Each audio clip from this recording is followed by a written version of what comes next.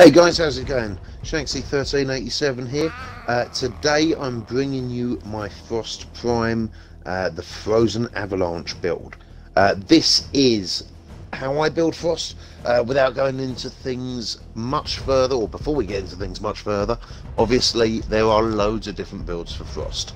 But this is my particular build. I find it scales really well into late game.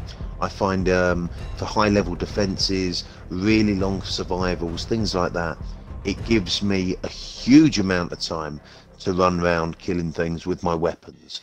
And I just find it scales a lot better than a higher strength build that will kill things on the map, or will kill everything on the map, but that only really goes up to like level 30, maybe level 40, and then you find he really starts dropping off.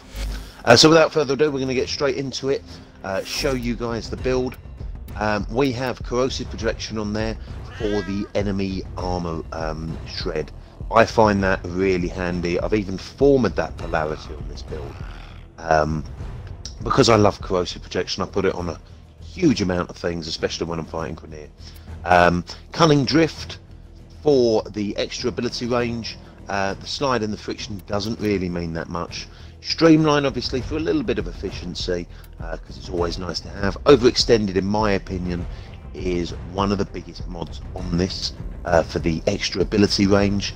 This build caps out at 250 range, so that's a huge area to just freeze. Prime Flow brings his energy, his max energy, up to about 425, which makes it a little bit easier to spam if other enemies are coming into the room, if it is like a survival or something like that. Steel Fibre, 110% armor, obviously, and that stacks with his Snow Globe as well, which is his third ability. So I always like having that Chilling Globe on there, even though I'm predominantly building this for his fourth ability. Continuity for the extra duration. Obviously it is a duration build. If you have prime continuity, obviously we'll be swapping that in there, and you may need to do an extra forma to get that in there. Constitution for the extra duration, and the faster knockdown recovery is always nice to have.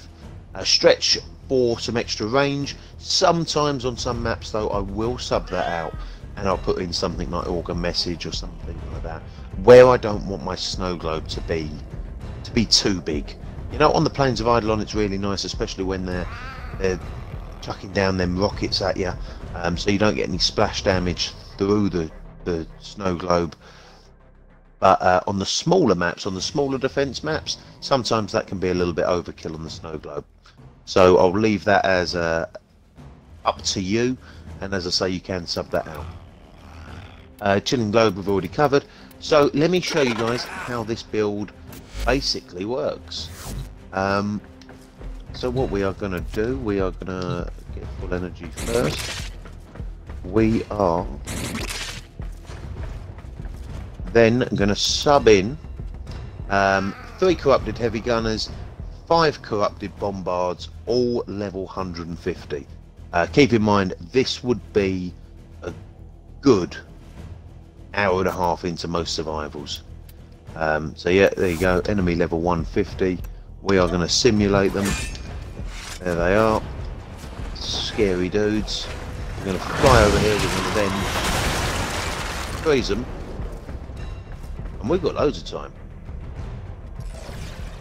Have a look at that. Without them moving, without any damage, we are killing. Oh look, they're coming out. They can't fire straight away. And we pop them. And keep in mind, this just wouldn't be these lot. We would be doing the whole area, the whole radius. We would be freezing. And then that just allows us to take our chances. Start firing into them. Oh, they're coming out. Oh, we're freezing again. As I say, we're not doing any damage with the ability. It purely is just for this duration. But this allows you to heal, this allows your team to heal, maybe pick up that teammate that you need to, maybe drop an energy pad down, healing pad, anything like that. And yeah, I just find it scales really well into late game. I hope you enjoy it. Play around with it. And if you have enjoyed the stream, please let us know. Please like and subscribe.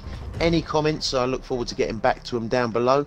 And you guys can find me every day streaming over at Twitch TV under my username Shanksy1387. I hope to see you guys over there. Take it easy.